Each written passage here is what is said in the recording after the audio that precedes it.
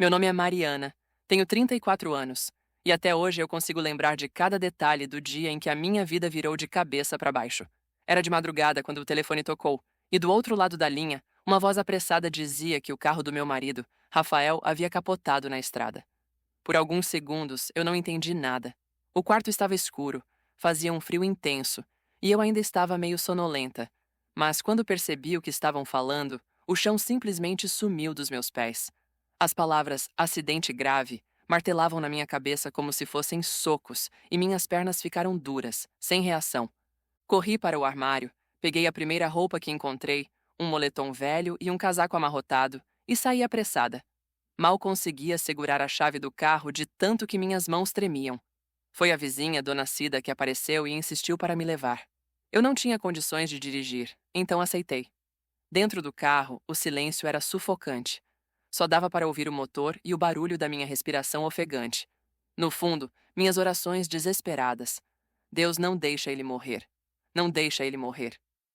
Quando cheguei ao hospital, vi Rafael inconsciente, cheio de aparelhos ao redor. O som dos monitores cardíacos ecoava como um lembrete constante de que a vida dele estava por um fio.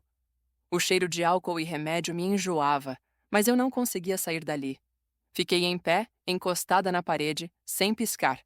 Os médicos me explicaram que ele havia fraturado várias partes do corpo, que teria que passar por cirurgias, e que a recuperação seria lenta, talvez anos. Olhei para ele deitado naquela cama, e sem pensar duas vezes decidi: vou cuidar dele custe o que custar. No mesmo dia, liguei para meu chefe e pedi demissão. Eu sabia que não dava para conciliar trabalho e hospital. Abri mão de cursos, projetos, até das conversas com minhas amigas, porque a minha vida, dali em diante, giraria em torno da recuperação de Rafael. Acordava cedo, preparava a dieta indicada pelo médico, levava às sessões de fisioterapia. E à noite, muitas vezes não dormia, porque ele tinha dores fortes ou crises de ansiedade. Meu corpo pedia descanso, mas eu me mantinha firme, acreditando que cada sacrifício me aproximava da cura dele. As pessoas diziam que eu era um exemplo de esposa. A sogra, Dona Lourdes, vivia repetindo: você é uma guerreira, Mariana. Poucas fariam o que você faz. Mas por trás dos elogios, havia o silêncio do peso que eu carregava. A solidão começou a me sufocar. Amigos se afastaram porque eu já não tinha tempo para encontros ou sequer para responder mensagens. Minha família tentava ajudar, mas com o tempo cansaram de ouvir meus desabafos e passaram a me ligar cada vez menos.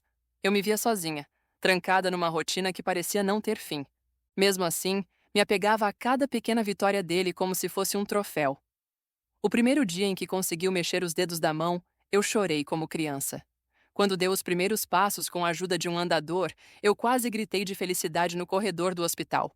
Cada movimento dele era para mim uma prova de que todo o meu esforço estava valendo a pena. Mas quando me olhava no espelho, eu já não reconhecia a mulher refletida ali. Olheiras profundas, cabelo preso de qualquer jeito, roupas velhas. Eu havia desaparecido dentro do papel de cuidadora.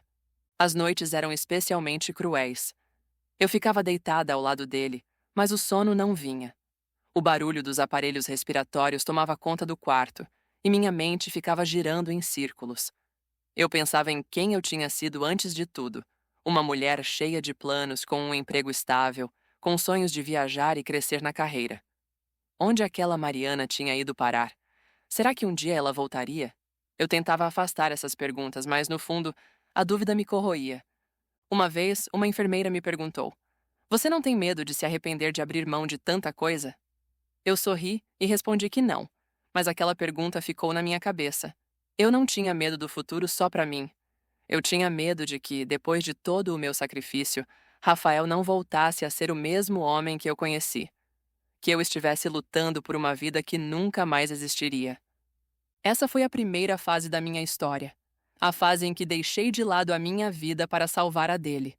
Eu achava que o acidente de carro tinha sido a maior tragédia que já enfrentaria, mas não fazia ideia de que a verdadeira colisão ainda estava por vir. Uma que não teria nada a ver com estradas ou veículos, mas com o coração humano e as escolhas que machucam muito mais do que qualquer batida. Os meses depois da alta do hospital foram uma mistura confusa de esperança e cansaço. Eu passei a decorar horários de remédios como se fossem datas de aniversário. Tinha uma planilha impressa na geladeira com alarmes no celular. Anti-inflamatório às 7 horas, analgésico às 11 horas, Fisioterapia às 15 horas.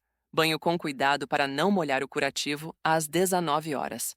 Enquanto isso, a nossa casa foi se transformando sem que eu percebesse. O sofá ganhou marcas de compressas térmicas. O corredor ficou tomado por barras de apoio. E a mesa da sala virou balcão de remédios e recibos. Eu tentava manter tudo limpo e organizado, mas sempre havia uma seringa descartável esperando para ser jogada fora, uma gaze esquecida, um papel do convênio caído embaixo da cadeira. No começo, Rafael parecia grato. Ele segurava a minha mão depois das sessões de fisioterapia e dizia: "Obrigado por não desistir de mim." Eu sempre respondia que era óbvio, que eu prometia estar ali na saúde e na doença. Só que a gratidão dele começou a minguar conforme as dores diminuíam. A primeira vez que percebi a mudança foi num domingo, quando resolvi fazer uma pequena comemoração, porque ele tinha dado 10 passos sem apoio. Preparei a lasanha preferida, coloquei uma música baixa na caixa de som e acendi 2 velas, só para dar um clima de vitória. Ele chegou, sentou, comeu em silêncio e, no meio do jantar, pegou o celular. "Preciso responder uma mensagem do grupo", disse sem olhar para mim. A vontade que tive foi de pedir que guardasse o aparelho por 10 minutos, mas engoli seco. Eu só disse que estava feliz por ele. Ele respondeu com um "uhum" e perguntou onde estava a sobremesa. A mãe dele, Dona Celeste, passou a aparecer com mais frequência. No começo, eu fiquei feliz. Achei que seria bom ter ajuda. Mas as visitas viraram pequenas sabatinas. Ela sentava na poltrona, cruzava as pernas e começava: "Você precisa retomar a sua imagem, filho. Esse negócio de ficar em casa só engorda a mente. Olha pra você. Não pode se acostumar com essa vida de remédios e almoço caseiro. O mundo lá fora está correndo." Eu respirava fundo, e quando tentava explicar que o processo de reabilitação era contínuo e precisava de paciência, ela retrucava: "Paciência demais estraga. Ele é um atleta, tem que se mexer." O ele me incluía como problema, mesmo sem ela dizer diretamente. Era como se eu fosse o peso que o mantinha dentro de casa. Com o tempo, os amigos voltaram. Primeiro, ligações rápidas. Depois, visitas. Eles chegavam altos, cheios de histórias de campeonatos, viagens, bares onde a música era tão alta que ninguém conversava, mas todo mundo postava. Eu preparava café, suco, sanduíche. Eles pegavam e seguiam falando de um mundo do qual eu nunca fiz parte. Quando eu entrava na conversa, alguém me cortava com um "então", como eu dizia, e seguia. Não era má vontade explícita. Era só a certeza, silenciosa, de que eu não era relevante naquele cenário. No fim de cada visita, eu recolhia copos pela casa e percebia que, da mesma forma que deixavam migalhas na mesa, deixavam em Rafael uma fome de estar em qualquer lugar que não fosse comigo. As sessões de fisioterapia eram o centro do nosso horário. A clínica ficava a 20 minutos de casa. A primeira vez que conheci a fisioterapeuta, doutora Lívia, eu gostei dela. Firme, didática, olhava no olho, explicava cada exercício com calma. Nos primeiros meses, ela foi importante para nós dois. Eu aprendia como levantar o Rafael sem machucar, como posicionar travesseiros, como evitar inflamações. Só que, com a melhora dele, a relação mudou. Ele começou a ir sozinho, dizendo que queria se sentir independente. Achei um passo saudável, até que os horários passaram a ficar elásticos demais. Sessões de 1 hora viravam 2, às vezes 3. Ele voltava tarde, cansado, com a justificativa de que ficou alongando. Eu quis acreditar. Eu não queria ser a esposa paranoica. Então, eu anotava. Não no papel, mas na cabeça. Terça, sessão 15 horas, voltou 18 horas e 20 minutos. Quinta, disse que foi direto encontrar os amigos para conversar sobre patrocínio. Sábado, cancelou nosso almoço porque o joelho travou. Ao mesmo tempo, o celular dele, que ficava jogado na mesa da sala, passou a morar no bolso da bermuda. Ele trocou a senha. Eu percebi porque, quando fui colocar o aparelho para carregar, a tela bloqueou depois de 3 tentativas. Perguntei de forma direta: "Por que trocou a senha?" Ele respondeu sem desviar o olhar: "Porque eu quis. Preciso ter privacidade." Eu concordo que todo mundo precisa, mas naquele momento a palavra privacidade soou como muro. As conversas entre nós diminuíram. Quando eu tentava falar sobre contas, futuro, rotina, ele ficava irritado. "Eu não aguento mais esse assunto de conta, Mariana. Eu quero pensar no meu retorno." Eu guardava a planilha e ia para o quarto chorar baixinho, porque não queria que ele me ouvisse. Em uma noite, depois de ele dormir, eu olhei as fotos antigas no meu celular, aquelas em que a gente segurava a mão um do outro no mercado, nas caminhadas no parque, nas viagens baratas de fim de semana. Eu me vi sorrindo em todas e percebi que não lembrava a última vez que tinha sorrido daquele jeito. Dona Celeste, claro, aproveitou cada brecha. Num sábado, ela chegou mais cedo do que o combinado. Sentou, pegou minha caneca sem pedir e disse: Você precisa entender que o Rafael é um homem público. Essa vida de casa não serve para ele. Você o acostumou mal com tanto cuidado. Eu respirei fundo e respondi, pela primeira vez sem engolir. Eu cuidei do seu filho quando ninguém mais cuidou. Ela não esperava. Fingiu um sorriso e devolveu. E agora precisa deixá-lo caminhar sem coleira. A palavra me atravessou como pedra. Coleira. Anotei mentalmente. Nunca mais vou esquecer essa palavra. As despesas aumentavam. Fisioterapia particular, exames, suplementos, gasolina. Eu tentei voltar a trabalhar meio período, oferecendo serviços de casa. Consegui 2 clientes pequenos que me pagavam pouco e cobravam muito. Rafael dizia que meu trabalho podia esperar, que agora o foco era a recuperação dele. Eu concordei no começo, mas com o tempo entendi que o agora dele era infinito. Tentei conversar sobre dividir as tarefas domésticas para que eu pudesse ter algumas horas de respiro. Ele respondeu: Você é melhor nisso do que eu, não complica. Era como se o meu cansaço fosse assunto menor. Em uma tarde chuvosa, tive a ideia de acompanhar a sessão sem avisar. Levei um bolo para a equipe da clínica como desculpa. Queria agradecer pelo cuidado. Quando cheguei, a recepção estava vazia. Toquei a campainha, uma assistente apareceu e disse que a doutora Lívia estava em atendimento. Eu sentei e esperei. Depois de 40 minutos, vi Rafael sair do corredor rindo alto, com o cabelo molhado de suor. Ao lado dele, a doutora. Lívia segurava uma garrafa de água e dizia: Você foi bem hoje, mas precisa alongar depois do treino. Vai te fazer dormir melhor. Os dois se olharam e sorriram de um jeito que me desconfortou. Não era necessariamente indecente, mas carregava intimidade. Quando ele me viu, tomou um susto. O que você está fazendo aqui? Perguntou mais ríspido do que o normal. Eu respondi: Vim agradecer à equipe, trouxe um bolo. Ele fechou a expressão como se eu tivesse invadido um território que não era meu. A doutora Lívia sorriu com educação e disse: Obrigada, Mariana, ele está progredindo. E eu senti que ele estava mais perto dela do que de mim. Depois daquele dia, os pequenos sinais viraram sinais grandes. Mensagens tarde da noite, supostamente sobre novas técnicas de reabilitação. Sessões remarcadas para horários improváveis. Um perfume diferente no moletom dele que não era meu e não era nosso sabonete. Quando eu perguntava, ele devolvia irritado: Você está transformando tudo em problema. Eu respondia: Estou pedindo só honestidade. Ele dizia: Honestidade é você confiar. E a palavra confiar virou uma mordaça.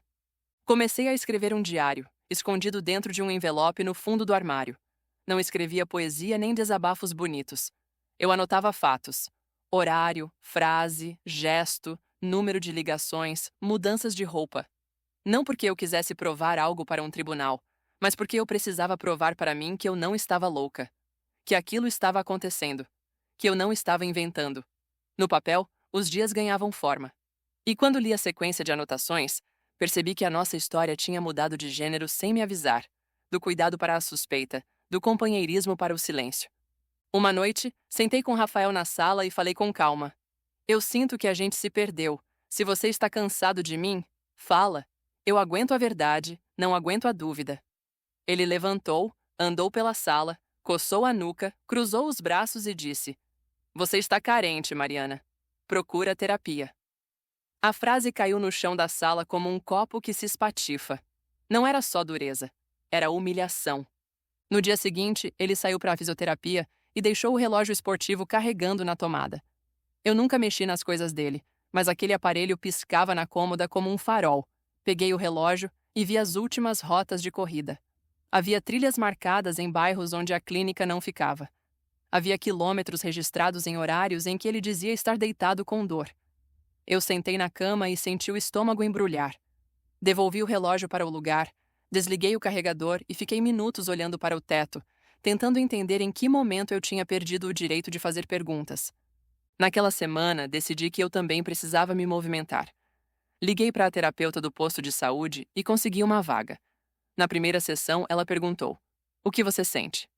Eu respondi seca: Medo de estar vendo o que eu não quero ver. Ela anotou alguma coisa no caderno e disse: Quando a gente escreve os fatos, a verdade aparece. Continue escrevendo. Voltei para casa e abri o diário. Naquela noite, acrescentei uma linha nova. Hoje eu escolhi não fingir.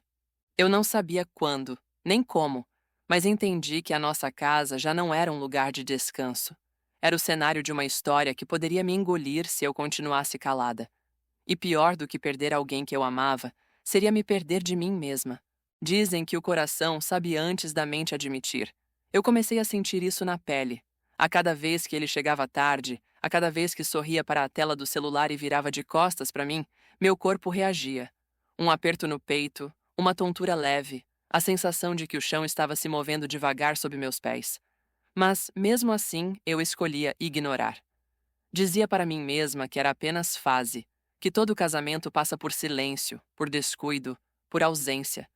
Eu queria acreditar nisso porque a alternativa era admitir que a nossa história estava sendo corroída, e eu ainda não tinha coragem de olhar para esse buraco aberto. As pequenas mudanças começaram a ganhar peso. Rafael passou a se arrumar mais do que o necessário para consultas simples. Antes, ele saía de moletom e tênis. Agora, colocava perfume, passava gel no cabelo, vestia a camisa ajustada. Quando eu perguntava, precisa de tudo isso para a fisioterapia? Ele respondia com impaciência. Você acha que eu vou sair de qualquer jeito? Eu não sou relaxado. Era como se a pergunta fosse uma acusação, como se eu tivesse invadido um território que não me pertencia mais. Eu sorria amarelo e mudava de assunto. Por dentro, anotava mentalmente mais um ponto. As conversas com a mãe dele pioraram. Dona Celeste se tornou uma sombra constante. Quando não estava presente fisicamente, estava no celular, em chamadas que duravam quase 1 hora. Eu escutava a voz dela vibrando pelo viva-voz. Você precisa retomar sua imagem, filho. O público esquece rápido, e você não pode deixar essa mulher te manter apagado. Eu fingia não ouvir, mas cada palavra entrava como farpa.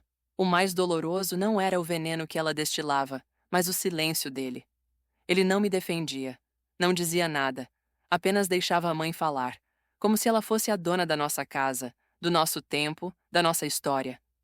Foi nesse período que comecei a reparar nas mensagens apagadas. Eu sabia, porque os sons de notificação ecoavam, mas quando ele deixava o celular em cima da mesa e eu passava por perto, as conversas já não estavam mais lá. Uma noite, enquanto ele dormia, o aparelho vibrou. Eu não peguei. Só fiquei olhando a tela acender, mostrando apenas mensagem apagada. O coração acelerou, mas eu me convenci de que não queria provas. Provas eram como facas. Uma vez nas mãos, não dá para fingir que não existem. Apesar de tudo, eu ainda tentava reacender alguma chama entre nós. Propus um jantar fora, só nós dois. Ele aceitou, mas no restaurante ficou olhando para o relógio a noite inteira. Quando o garçom trouxe a sobremesa, ele disse que precisava ir porque tinha treino cedo. Voltamos para casa em silêncio. Eu me arrumei, passei batom, usei o vestido que ele elogiava. Mas nada disso foi suficiente para ganhar nenhum olhar de desejo. No quarto, deitei ao lado dele e fiquei olhando o teto. Me perguntei quantos casais no mundo estavam deitados em camas semelhantes, fingindo que ainda havia nós, quando só restavam fios soltos. O diário virou meu único confidente. Eu anotava tudo. O jeito como ele demorava para responder às minhas perguntas, os horários em que dizia estar em um lugar, mas chegava com cheiro de outro, as desculpas prontas que se repetiam. Demorei porque encontrei um amigo. Tive que alongar mais. A sessão atrasou. Todas as frases vinham sem emoção, sem esforço, como se já estivessem ensaiadas. Eu não sabia se doía mais a possibilidade da traição ou a certeza da indiferença. Numa tarde de sábado, aconteceu a cena que cravou fundo em mim. Estávamos arrumando a sala para receber alguns amigos dele. Eu coloquei toalha na mesa, organizei copos, preparei petiscos. Ele, impaciente, disse: Deixa, você não entende como eles gostam. Pegou o celular, digitou algo rápido, e quando o primeiro convidado chegou, percebi que o encontro não era sobre amizade. Era sobre aparência. Eles riam alto, falavam de negócios, planos, parcerias. Eu era quase invisível, servindo pratos, limpando a mesa. Em certo momento, ouvi um deles comentar: depois que você voltou a treinar com a doutora, parece até outro cara. Todos riram. Rafael sorriu e não negou. Eu sorri também, mas por dentro senti um nó se formar no estômago. Não era apenas insinuação, era confirmação. E ele não se importava. A cada noite, meu corpo reagia de formas estranhas. Eu sonhava com ele me deixando, acordava suada, com taquicardia. Comecei a perder peso sem dieta, sem esforço. Minhas roupas começaram a ficar largas. E quando comentei, ele respondeu: assim você fica melhor, mais apresentável. Foi ali que entendi. Eu não era mais a esposa. Eu tinha virado uma peça do cenário que ele ajustava conforme a conveniência. O ápice veio numa quarta-feira à noite. Ele disse que ia dormir cedo, mas ficou na sala com o celular. Eu fui até a cozinha buscar água, e quando voltei, vi na tela refletida o nome Lívia. Ele rapidamente bloqueou o aparelho e me olhou como se eu tivesse cometido crime. Você está me espionando? Perguntou. Eu respondi com calma. Eu só vi sem querer. Ele levantou, pegou o travesseiro e foi dormir no quarto de hóspedes. Eu fiquei parada, segurando o copo de água, sem saber se chorava ou gritava. Acabei não fazendo nenhum dos dois. Apenas anotei no diário. Hoje, ele preferiu o silêncio dela ao invés da verdade comigo. Na terapia falei sobre isso. A psicóloga me perguntou: você tem medo de quê? Eu respondi: de confirmar que não sou suficiente. Ela balançou a cabeça e disse: você já é suficiente. O problema é que talvez ele não queira ver. Saí daquela sala mais leve, mas ao mesmo tempo mais pesada. Era como carregar uma mala cheia de pedras, sabendo que, em algum momento, eu teria que decidir se continuaria arrastando ou se largaria no meio da estrada. As semanas seguintes foram feitas de repetições. Ele saindo mais cedo, voltando mais tarde. Eu preparando jantares que esfriavam. Eu acordando de madrugada e encontrando a cama ao lado vazia. Até que chegou a noite em que ouvi, pela primeira vez, um nome sussurrado no sono dele. Lívia. O coração parou. Fiquei imóvel, observando ele virar de lado e continuar dormindo, como se nada tivesse acontecido. Eu não o acordei. Apenas levantei, fui até o banheiro e vomitei. Depois, lavei o rosto, olhei no espelho e vi uma mulher que eu mal reconhecia. Olhos fundos, cabelo preso às pressas, a marca do travesseiro na bochecha. E pensei, é assim que a traição começa. Primeiro, ela tira a alegria. Depois, tira a identidade. Naquela madrugada, escrevi mais uma linha no diário. Se um dia eu sair daqui, não será porque eu não o amava. Será porque eu escolhi me amar também. Eu sempre achei que a pior dor era desconfiar. Mas eu estava enganada.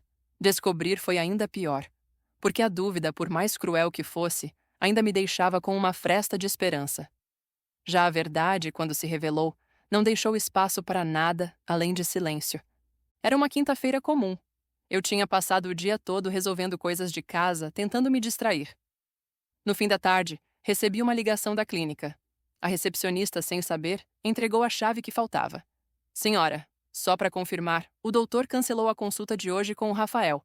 Ele não vem faz 2 semanas, desde que mudou de agenda com a doutora Lívia. Eu fiquei muda. O coração bateu tão forte que parecia estar dentro do ouvido. Agradeci, desliguei rápido e fiquei sentada na beira da cama, encarando o vazio. Ele me dizia que ia treinar, que ia para sessões de fisioterapia. Mas, na verdade, estava em outro lugar, com outra pessoa. Eu não queria acreditar. Peguei o celular, entrei nas mensagens e lá estavam os buracos. Conversas apagadas, históricos limpos. Ele sempre cuidadoso. Mas dessa vez, a brecha veio de fora. Quando ele chegou em casa, mais tarde do que o normal, eu já tinha decidido que não ia perguntar.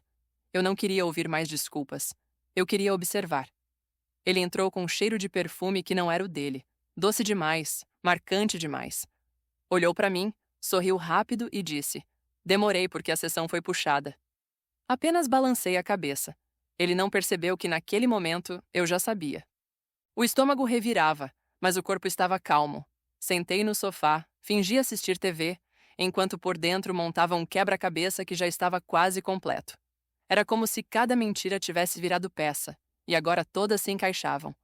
Os treinos que não existiam, as roupas arrumadas demais, os sussurros no telefone, o nome Lívia escapando no sono. Não era mais imaginação. Era real. Ele estava me traindo. 2 dias depois, o inevitável aconteceu.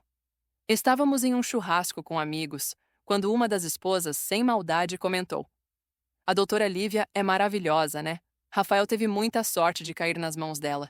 Eles até parecem em sintonia. Um casal quase perfeito. O mundo parou. Eu senti o rosto corar, o coração disparar, e por um segundo, Achei que todos tinham ouvido, mas só ele percebeu. O olhar dele atravessou o meu como faca. Foi rápido, um aviso silencioso. Não diga nada. Eu apenas sorri amarelo e continuei mexendo na salada. Por dentro, desabei. Ali, em meio a risadas e copos de cerveja, a traição ganhou público. Não era mais segredo. Era uma sombra que todos viam, mas fingiam ignorar. Naquela noite, não dormi. Esperei ele adormecer, respirei fundo e, pela primeira vez, tive coragem de pegar o celular dele. As mãos tremiam tanto que quase deixei cair. A senha era a mesma de sempre. O coração acelerou quando a tela desbloqueou. Entrei nas conversas, quase todas limpas, mas no e-mail ele havia esquecido de apagar. Lá estavam os comprovantes de reservas em hotéis, mensagens curtas como "Foi incrível ontem" e "Até amanhã, não vejo a hora". As palavras que ele não dizia mais para mim estavam todas ali, escritas para outra. Eu não precisava ler mais nada, mas li, cada frase como um soco, cada detalhe como uma lâmina. Quando terminei, coloquei o celular no lugar e fui para o banheiro. Me olhei no espelho e pensei: é isso, não tem mais volta. Durante dias, carreguei aquele segredo sozinha. Ele agia como se nada tivesse acontecido, e eu o observava como quem vê um estranho dentro de casa. As mãos que um dia me acariciaram agora eram as mesmas que tocavam outra. O riso que um dia me aquecia agora era dado em outro peito. E eu, que havia largado tudo para cuidar dele, agora era tratada como fardo. Um domingo de manhã, acordei decidida a falar. Preparei café, coloquei a mesa e esperei. Quando ele sentou, respirei fundo e disse: Rafael, eu sei da Lívia. O silêncio foi pesado. Ele não reagiu de imediato. Apenas mexeu o café, devagar, como se estivesse pensando no que responder. Depois, largou a colher e disse: Você está imaginando coisa, está paranoica. Sorri triste. Paranoia não manda e-mail com reservas de hotel. Ele ficou branco, tentou se recompor, levantou, bateu a mão na mesa. Você não entende o que eu vivo. Preciso de alguém que me apoie, que me faça voltar a me sentir vivo. A frase foi como ácido. Eu não apoiei. Eu não larguei tudo para cuidar dele, para reerguê-lo quando ele estava quebrado. Ali percebi que não era sobre mim. Nunca tinha sido. Era sobre ele. Sobre o ego dele. Sobre a fome de se sentir desejado e admirado. E para isso, eu já não servia mais. Não houve briga, nem gritos. Houve silêncio. Um silêncio mais devastador do que qualquer ofensa. Ele pegou as chaves e saiu. Eu fiquei sozinha na cozinha, olhando para a mesa posta, para o café esfriando. Me perguntei em que momento deixei de ser esposa para virar apenas figurante da vida dele. Nos dias seguintes, a distância só aumentou. Ele praticamente não dormia em casa. Quando vinha, trazia cheiro de outro mundo, um mundo onde eu não tinha lugar. Eu comecei a planejar minha saída, ainda em segredo. Guardei documentos, juntei algumas economias, escondi na gaveta de roupas íntimas, anotei contatos de advogados. Não era só sobre salvar minha dignidade, era sobre sobreviver. Eu sabia que quando a mãe dele descobrisse que eu estava prestes a sair, faria de tudo para me destruir. Eu precisava estar preparada. A traição deixou de ser apenas ferida emocional. Virou sobrevivência prática. Cada passo que eu dava era calculado. Cada olhar que lançava para ele era disfarce. Por fora, eu parecia a mesma esposa calada.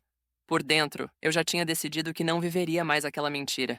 Ele não sabia, mas a partir dali, cada mentira que contava era apenas mais uma pá de terra jogada no próprio buraco. O fim já estava escrito. E foi assim que, numa manhã cinzenta, enquanto ele saía dizendo que tinha treino, eu fiquei em casa e liguei para o advogado. Pela primeira vez falei em voz alta: Quero o divórcio. O advogado ouviu em silêncio e respondeu: Tudo bem, vamos começar. Desliguei e chorei. Não de tristeza, mas de alívio. Porque a verdade, por mais dolorosa que fosse, finalmente tinha me libertado da ilusão. Eu nunca imaginei que um dia planejaria minha própria saída de casa em silêncio, como quem organiza uma fuga. Mas era isso que eu estava fazendo. Já não havia mais amor, nem respeito, apenas uma convivência de aparências. E cada vez que ele saía com desculpas mal contadas, eu tinha certeza. Não dava mais. Comecei pelas pequenas coisas. Abri uma conta no meu nome sem que ele soubesse. Depositei discretamente valores que conseguia economizar do mercado e de pequenos trabalhos que fazia para amigas, como organizar planilhas ou revisar textos. Dinheiro não era o problema dele, mas para mim significava liberdade. Era a garantia de que eu não precisaria voltar atrás por depender dele. Também comecei a separar documentos: certidão de casamento, carteira de identidade, comprovantes médicos. Guardava tudo numa pasta velha de faculdade, escondida no fundo do guarda-roupa. Ele nunca mexia ali, era território meu, e isso me dava uma falsa sensação de segurança. Ao mesmo tempo, a distância emocional dentro da casa se tornava insuportável. Conversávamos o mínimo. Às vezes passávamos o dia inteiro sem trocar mais que 2 frases. À noite, ele entrava no quarto, pegava o celular e virava de lado. Eu olhava para o teto e pensava: eu não existo mais para ele. E, em algum nível, já não queria mais existir na vida dele. Eu queria recuperar a minha. Minha decisão de sair não veio de um rompante, mas de uma série de momentos que se acumularam como pedras no peito. Um deles foi quando encontrei uma blusa de mulher no banco de trás do carro.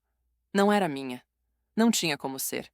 Ele percebeu meu olhar e disse sem piscar: deve ser da sua amiga. Lembra que vocês usaram o carro semana passada? A calma com que mentiu foi mais dolorosa do que a mentira em si. Era como se a traição tivesse virado hábito, rotina, e eu já não tivesse nem o direito de contestar. Outro momento foi quando, em uma festa da família dele, a mãe fez questão de me humilhar na frente de todos. Disse que eu tinha deixado de cuidar de mim e que entendia como um homem precisava de alguém à altura. Eu engoli as lágrimas e sorri. Ele não me defendeu. Ficou em silêncio, olhando para o copo de vinho. Ali percebi. Eu estava sozinha fazia tempo. No dia seguinte, liguei para um advogado que uma amiga havia me indicado. Expliquei tudo, com a voz trêmula. Ele ouviu em silêncio e disse: você já tomou a decisão mais difícil, que é sair. Agora só precisa se proteger. Anotou informações, pediu documentos, explicou que eu tinha direitos. Mas naquele momento, eu não pensava em dinheiro ou divisão de bens. Eu pensava em dignidade. Eu só queria sair de cabeça erguida, sem me arrastar. Passei semanas ensaiando como contaria a ele. Mas no fundo eu sabia que não precisava contar. Bastava agir. E foi isso que fiz. Combinei com uma amiga de me ajudar a tirar minhas coisas quando ele estivesse fora. Eu levaria apenas o essencial: roupas, documentos, alguns objetos pessoais. Nada mais. O resto podia ficar. Porque o que eu queria recuperar não cabia em malas. Era minha paz. No dia escolhido, acordei cedo. Ele havia saído dizendo que ia treinar. Esperei 15 minutos, depois comecei a encher sacolas discretas. Coloquei as roupas em caixas de papelão que peguei no mercado. Cada peça dobrada era como um pedaço de mim sendo recolhido. Minha amiga chegou com o carro e ajudou a carregar. No último momento, parei no meio da sala e olhei em volta. As paredes que testemunharam meu cuidado, minhas lágrimas, agora pareciam frias, estranhas. Respirei fundo e pensei: nunca mais. Não deixei bilhete, não deixei recado, apenas fechei a porta. Pela primeira vez em muito tempo, a chave não pesou na minha mão. Fui embora em silêncio, mas por dentro era como se estivesse gritando de alívio. No carro, minha amiga segurou minha mão. Você está bem? Eu respondi: estou livre. Não era bem verdade ainda, mas precisava acreditar que seria. As primeiras noites fora foram estranhas. Dormia na casa da minha irmã, dividindo o quarto com a sobrinha pequena. Mas mesmo no aperto, me senti mais viva do que na cama espaçosa que dividia com ele. Não tinha mais medo de ouvir o portão abrir de madrugada. Não tinha mais que inventar desculpas para o cheiro de perfume alheio. Eu podia simplesmente ser eu. Quando ele percebeu que eu tinha ido embora, vieram as ligações. Primeiro com raiva: você enlouqueceu? Como ousa me deixar assim? Depois com súplica: volta, a gente resolve. Mas eu já não era a mesma. Escutei todas as mensagens, mas não respondi. Porque cada palavra dele era apenas a confirmação do quanto eu tinha feito a escolha certa. No fundo, eu sabia que a luta estava só começando. A mãe dele tentaria me difamar, ele tentaria me manipular. O processo seria longo, mas pela primeira vez em anos, eu estava disposta a lutar. Não por ele, por mim. Deixar aquela casa foi o fim de um ciclo e o começo de outro. Eu não era mais a esposa dedicada que largou tudo para cuidar do marido. Eu era a mulher que tinha encontrado forças para sair de uma prisão invisível. E mesmo que o mundo não entendesse, eu sabia. Era a decisão certa. Liberdade tem gosto doce no primeiro momento, mas logo vem o amargo. Eu descobri isso rápido.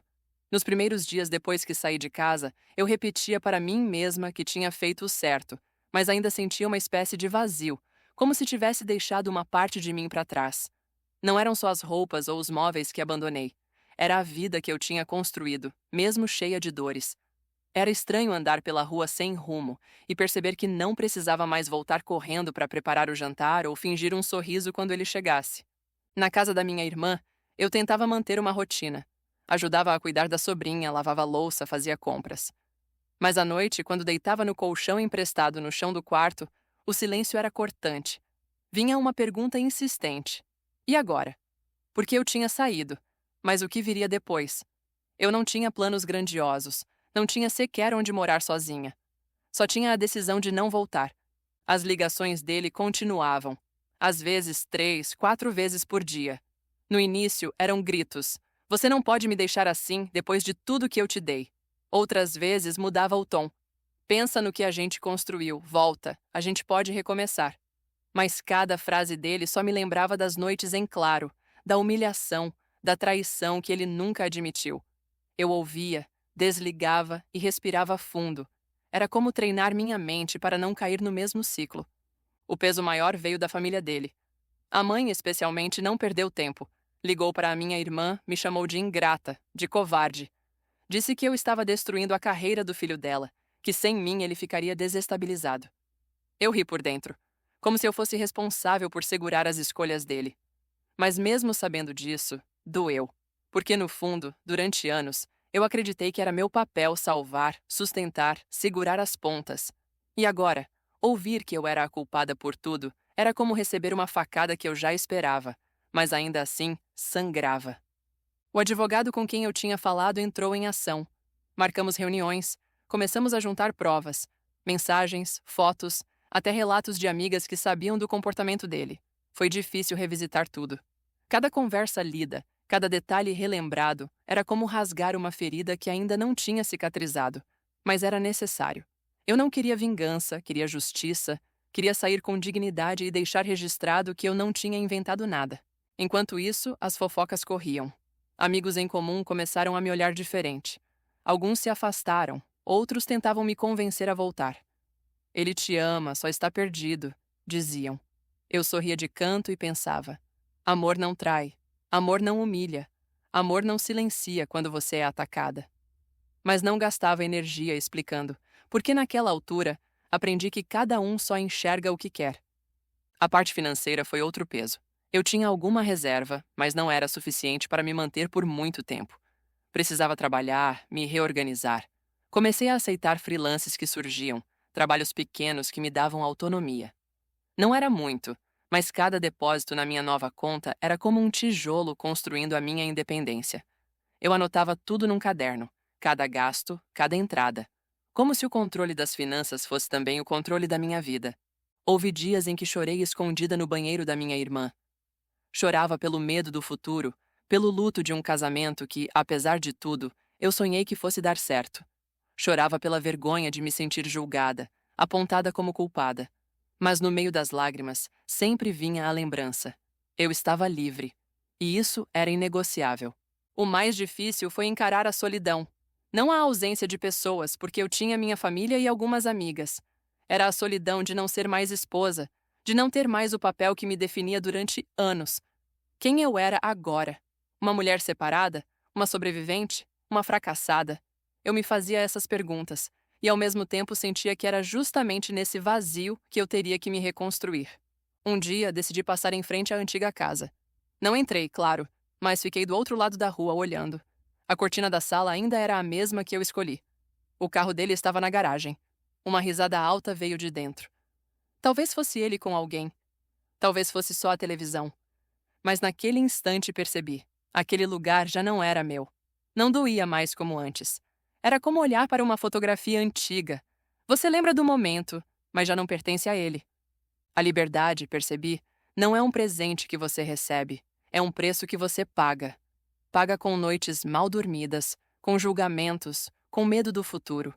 Mas também recebe algo em troca, a possibilidade de recomeçar. E isso, por mais doloroso que fosse, valia cada lágrima.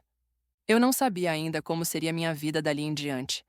Não tinha respostas prontas, nem planos definidos.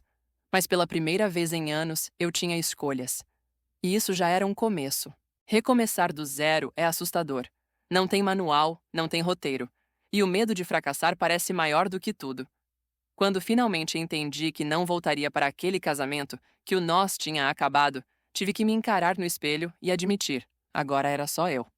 No início, parecia que eu estava apenas improvisando. Acordava cedo na casa da minha irmã, tomava café olhando para o teto, tentando imaginar o que fazer com o resto do dia. Aos poucos, percebi que precisava de uma rotina, porque sem ela, o vazio engolia. Peguei um caderno e comecei a anotar metas simples. Mandar currículos, organizar minhas coisas, economizar um pouco. Não era nada grandioso, mas era algo que me mantinha em pé. Uma das primeiras coisas que fiz foi abrir uma conta só no meu nome. Parece banal, mas depois de anos vivendo com tudo misturado ao nome dele, isso era simbólico. Fui até o banco com a mão suando, como se fosse cometer um crime. Quando saí de lá com o cartão novo, senti uma onda de liberdade. Eu poderia administrar o pouco que tinha, mas era meu. Conseguir trabalho não foi fácil. Muitos anos dedicados a cuidar dele e da casa tinham deixado um buraco no meu currículo. Algumas entrevistas foram frustrantes, outras humilhantes. Ouvi perguntas que me fizeram querer chorar. Mas nesses anos todos você não fez nada além de cuidar de casa? Engoli seco e respondi com dignidade. Porque, no fundo, eu sabia que cuidar de alguém doente, sustentar emocionalmente uma casa, equilibrar contas e crises também era trabalho. Só que invisível. Depois de um tempo, consegui um emprego temporário numa pequena empresa. Era pouco dinheiro, mas era uma chance. Lembro do primeiro pagamento. Não deu para cobrir tudo o que eu precisava, mas comprei um presente para minha sobrinha e um batom para mim. Pequenos símbolos de que eu estava reconstruindo não só minha vida, mas também minha autoestima. Ainda assim, as pressões não paravam. A mãe dele não me deixava em paz. Espalhava histórias de que eu tinha abandonado o filho dela por outro homem, que eu era ingrata, interesseira. Doía ouvir essas mentiras, mas aprendi a não responder. Quem me conhecia de verdade sabia quem eu era. Quem acreditava nela nunca esteve realmente do meu lado. Foi nesse período que aprendi a ficar confortável com a solidão.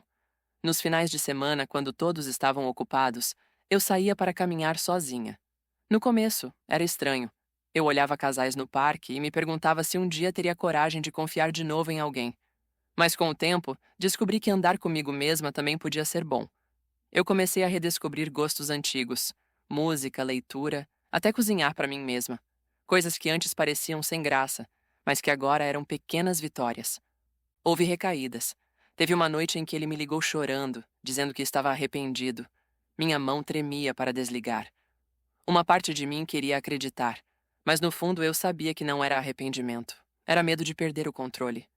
Fiquei em silêncio, ouvi até o fim, e depois desliguei sem prometer nada. Passei a noite chorando, mas no dia seguinte acordei mais forte. Era como se cada teste me lembrasse do motivo pelo qual eu tinha saído. Um ponto de virada foi quando decidi procurar terapia. Sempre achei que dava conta sozinha, mas percebi que carregar tudo dentro de mim só estava me adoecendo. Na primeira sessão, desabei. Contei sobre a traição, o desprezo, a pressão da família dele. A psicóloga me olhou nos olhos e disse: "Você sobreviveu, mas agora precisa viver." Essa frase ficou ecoando. Sobreviver era o que eu vinha fazendo. Viver era o que eu precisava aprender. Com o tempo, os dias foram ficando menos pesados. Eu ainda tinha medo do futuro, mas comecei a enxergar possibilidades. Sonhava em estudar de novo, em ter um lugar só meu. Às vezes, imaginava até viajar, conhecer lugares que sempre quis, mas nunca pude porque vivia em função dele. Esses sonhos eram como pequenas lanternas iluminando o caminho. Não foi fácil conquistar respeito no trabalho. No começo, eu me sentia deslocada, como se todos me julgassem. Mas aos poucos fui mostrando competência, aprendendo rápido, entregando mais do que esperavam. O chefe começou a confiar em mim. Os colegas me chamavam para almoçar. Eu, que antes só era vista como a esposa de fulano, agora era eu mesma. Isso tinha um peso enorme.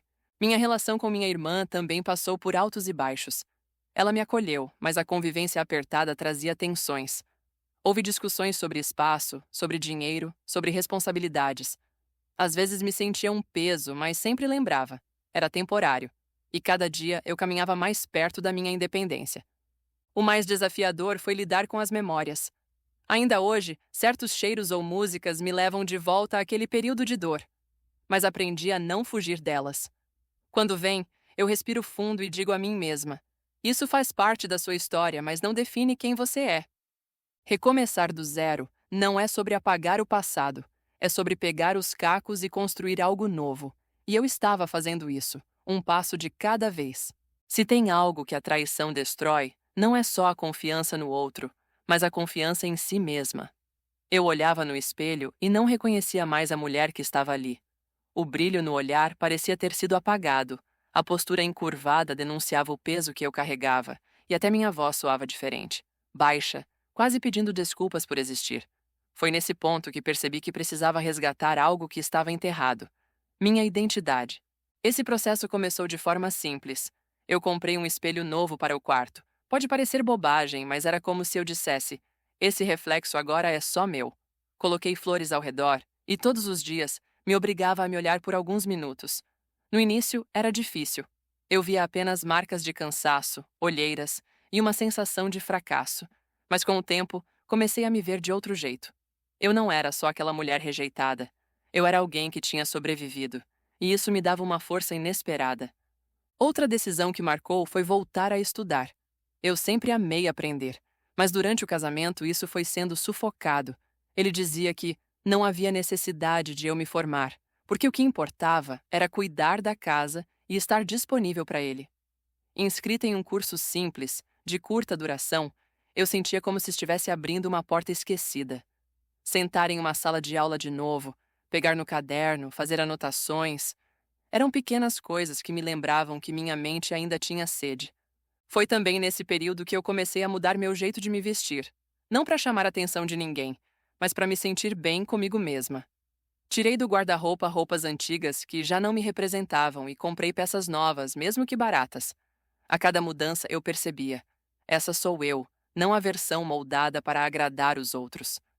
Descobrir hobbies foi outra parte importante desse reencontro.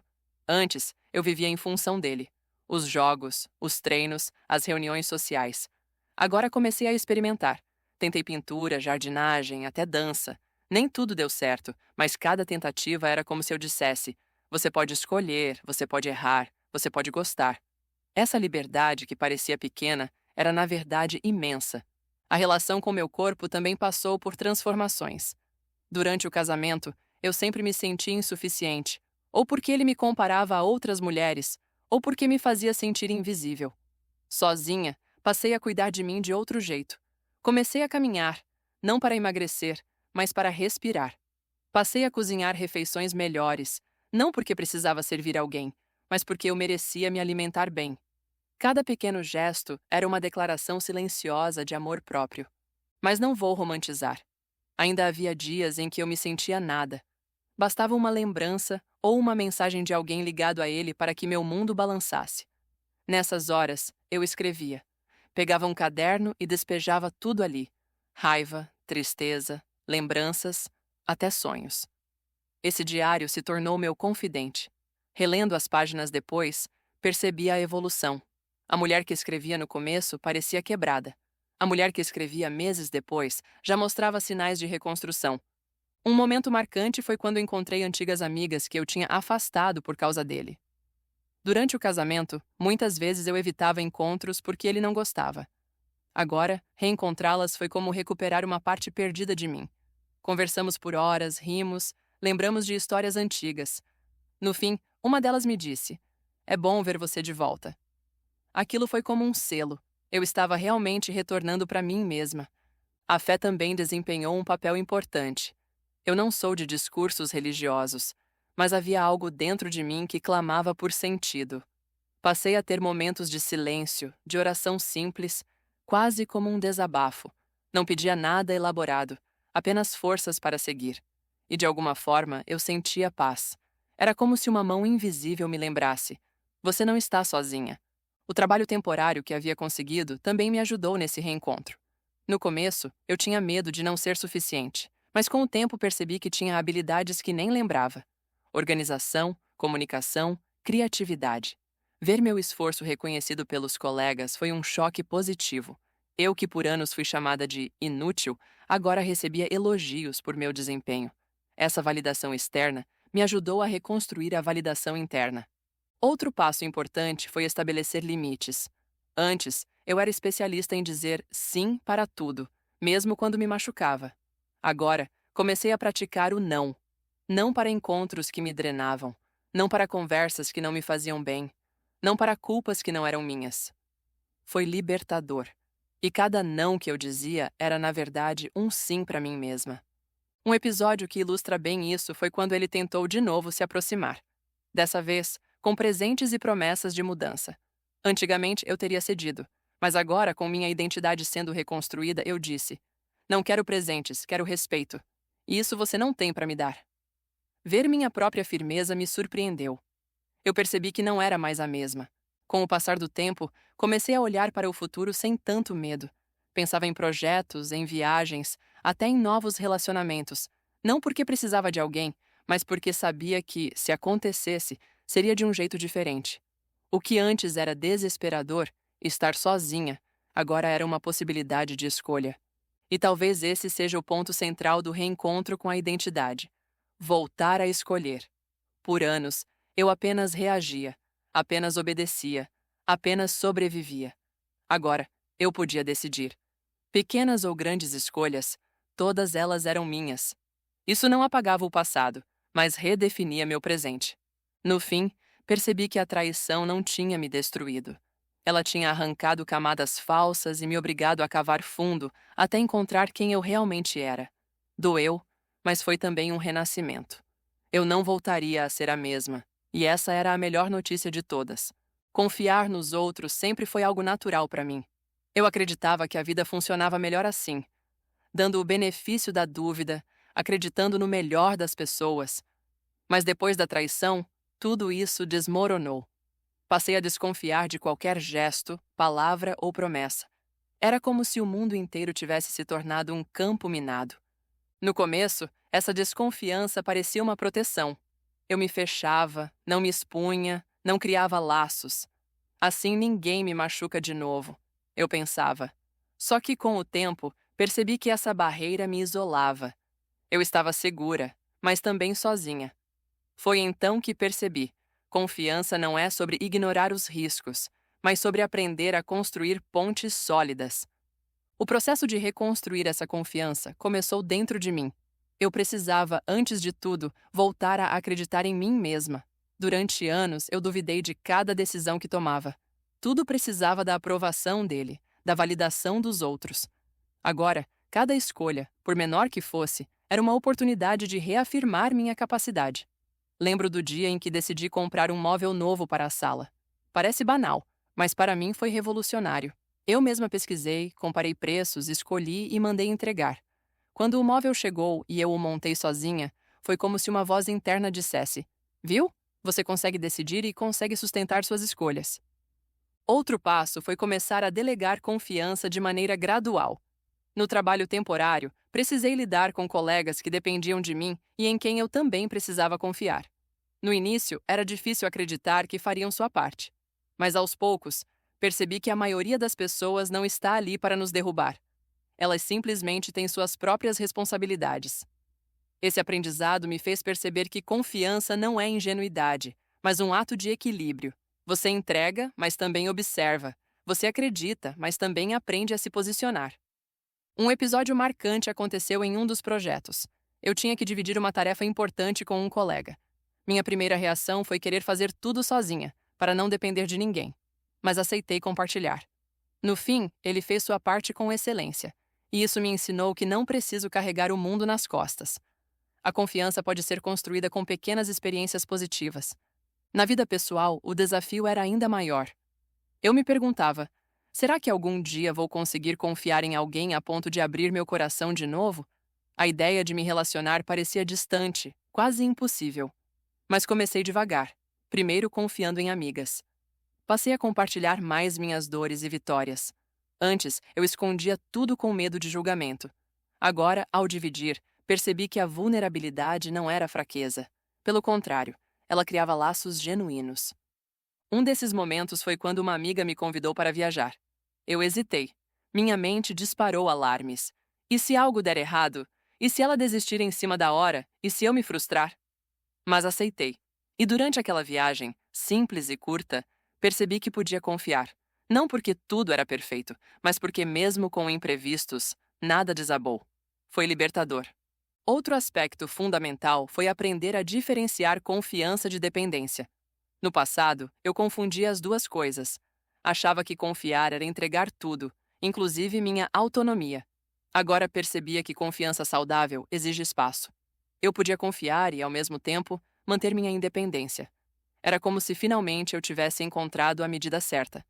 Não fechar portas, mas também não deixar todas escancaradas. Houve também momentos de recaída. Certa vez, um conhecido me fez uma promessa e não cumpriu. Automaticamente minha mente gritou: "Tá vendo? Não dá pra confiar em ninguém." Eu quase caí de volta no ciclo da desconfiança total. Mas refletindo, percebi que um erro não define o mundo inteiro. Pessoas falham, e eu também falho.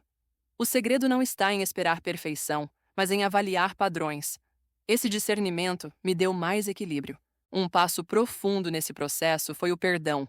Não falo de desculpar a traição ou esquecer o que aconteceu. Isso seria impossível. Mas de decidir não viver aprisionada ao rancor. O perdão foi mais para mim do que para ele.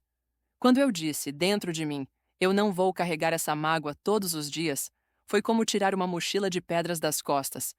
Esse alívio abriu espaço para que a confiança pudesse florescer de novo. Aos poucos, comecei a sonhar com possibilidades. Não necessariamente um novo relacionamento, mas novas parcerias, novas amizades, novos projetos. Cada sonho era um ato de confiança. Era como se eu dissesse: eu acredito que ainda existem pessoas boas e acredito que eu mesma posso escolher melhor. Um momento simbólico foi quando aceitei participar de uma equipe maior no trabalho, que exigia interação diária e cooperação constante. Eu, que antes tinha pavor de depender de outros, agora estava dividindo responsabilidades, confiando no ritmo coletivo. O resultado foi surpreendente. Não só deu certo, como eu cresci na experiência. Foi a prova viva de que confiar pode multiplicar forças, não apenas expor fraquezas. Essa reconstrução também me fez olhar para trás com outros olhos. Eu percebia que, no fundo, sempre tive essa capacidade, mas ela havia sido soterrada pela manipulação, pelas comparações e pela desvalorização. Agora, livre desses pesos, a confiança podia se reerguer como uma ponte sólida, construída tijolo por tijolo. No fim, percebi que confiança não é uma decisão única, mas uma prática diária. É algo que se rega, como uma planta. Alguns dias ela floresce rápido, outros demora mais. Mas, se bem cuidada, cresce e se fortalece. Eu não era mais aquela mulher ingênua que acreditava cegamente, mas também não era mais a mulher fechada que desconfiava de tudo. Eu estava no meio do caminho, e esse era o lugar mais saudável para estar. Essa nova confiança me permitia olhar para frente sem paralisia. Eu sabia que, sim, poderia ser machucada de novo, mas também sabia que estava mais preparada. Porque agora eu não apenas confiava nos outros, eu confiava em mim. Sempre dizem que existe um dia em que a ficha cai. Eu nunca tinha entendido direito o que isso significava até viver o meu próprio dia de basta. Não foi uma cena cinematográfica, nem uma frase de efeito dita diante de uma plateia. Foi simples, até silencioso. Mas foi definitivo. Eu já vinha acumulando sinais de que não podia mais viver na mesma rotina de mágoa, desconfiança e peso. Havia dias em que acordava no automático, cumpria obrigações e me deitava com a sensação de estar só sobrevivendo. Mas algo dentro de mim começou a sussurrar. Isso não é vida, é prisão. O basta começou a se formar em pequenas situações. Um dia no trabalho, recebi um comentário depreciativo de alguém que mal me conhecia. Normalmente aquilo me derrubaria. Eu passaria horas ruminando, pensando se era verdade, se havia algo errado comigo. Mas naquele dia, apenas respirei fundo e pensei: não, eu não vou carregar isso. Foi a primeira vez que percebi que estava criando limites internos. Outro momento decisivo foi em uma ligação com ele. Ele tentava, mais uma vez, manipular a conversa. Jogava frases de efeito, distorcia lembranças, fazia parecer que eu era a culpada por tudo. Só que dessa vez, não chorei, não gritei, não pedi explicações. Eu apenas ouvi, e no meio da fala dele disse com firmeza: não vou mais aceitar esse jogo. O silêncio do outro lado foi ensurdecedor. Eu desliguei e, pela primeira vez, não me senti culpada. Me senti livre. O basta não foi apenas em relação a ele. Foi também comigo. Eu disse basta à forma como me tratava. Basta a me colocar sempre em último lugar. Basta a me calar para agradar. Basta a me diminuir para caber em espaços pequenos. Foi um basta profundo, que cortou raízes antigas. Lembro de uma cena marcante. Estava diante do espelho, de manhã, arrumando o cabelo. Sempre olhei para aquele reflexo procurando defeitos. Mas naquele dia, algo mudou. Eu me olhei e disse em voz alta: eu mereço mais. Não era um mantra vazio. Era uma declaração de guerra contra tudo o que me mantinha acorrentada. Foi simples, mas foi o suficiente para mudar minha postura dali em diante. O basta também significou começar a dizer não para coisas que me roubavam energia. Recusei um convite de alguém que sempre me usava e nunca me valorizava. No passado, eu aceitaria para não parecer rude. Mas agora percebi que dizer não era proteger meu espaço. E curiosamente ninguém morreu. O mundo não desabou. Apenas me senti mais forte. Houve resistência interna, claro. Uma parte de mim ainda tremia, como se estivesse fazendo algo errado. Mas outra parte mais firme dizia: continue, esse é o caminho. Era como aprender a andar de novo, cada passo incerto, mas cada avanço trazendo mais firmeza. O clímax do meu basta veio em uma noite comum. Eu estava sozinha, sentada no sofá, com a televisão ligada em volume baixo. O silêncio da casa parecia gritar. Foi então que pensei: se eu continuar aqui, presa nesse ciclo, vou me perder de vez. Peguei meu caderno e comecei a escrever. Escrevi tudo: dores, mágoas, medos, mas também desejos e sonhos. No fim daquelas páginas, escrevi em letras grandes: eu escolho recomeçar. Chorei muito naquela noite, mas foram lágrimas diferentes. Não eram de desespero, eram de libertação. Eu tinha finalmente dito basta, não só com palavras, mas com uma decisão concreta. A partir dali, as coisas começaram a mudar de verdade. Esse basta não transformou tudo da noite para o dia. Não acordei na manhã seguinte com a vida perfeita, mas ele redefiniu minha rota. Foi como girar o volante de um carro. Mesmo um pequeno movimento pode mudar completamente o destino. Eu estava mudando meu destino. Dizer basta foi assumir o controle que eu havia terceirizado por anos. Foi como pegar as chaves da minha própria casa de volta. Eu percebi que podia sim escrever minha história, sem depender da aprovação ou manipulação de ninguém. Hoje, quando olho para trás, vejo aquele momento como um divisor de águas. Não foi apenas o fim de um ciclo, foi o nascimento de uma nova versão de mim. Mais consciente, mais forte, mais inteira. O basta foi o ponto final necessário para que eu pudesse, finalmente, escrever novos capítulos. E se alguém me pergunta como é que se chega nesse ponto, eu digo: é quando a dor de continuar igual se torna maior do que o medo de mudar. Foi isso que aconteceu comigo. E foi ali que tudo começou de verdade.